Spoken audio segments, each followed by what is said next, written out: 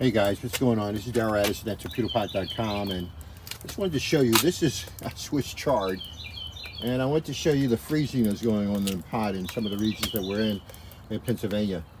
And this is what has befallen this pot with all of the water dropping down on it, and it's been freezing up. I want to show you a similar pot, swish chard, that was frozen similar to that one. And as you can see, that that's why I love swish chard. I'm making this video because I want to let you know that the swish chard is an amazing plant. It's an amazing plant. This is all ice that has developed over the torpedo pot. I'm going to just simply take it out, and the swish chard will bounce right back. And that's what I want you to learn to do, is to have your food bounce back. You don't necessarily have to replant things over again. As you can see, the chard is just ready to blossom and come forth. And this planter, these swish chards, have been running now for about a year.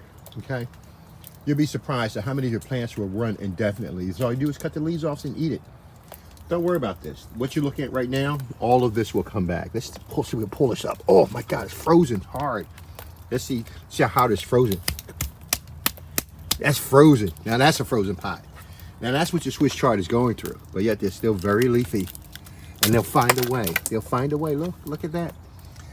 So the torpedo pot is designed to last. It's designed to meet your needs. Don't touch the pot. You'll allow the frost. Turn it on back on, and it'll start growing again. Darryl Addison, Torpedopot.com. Bye-bye.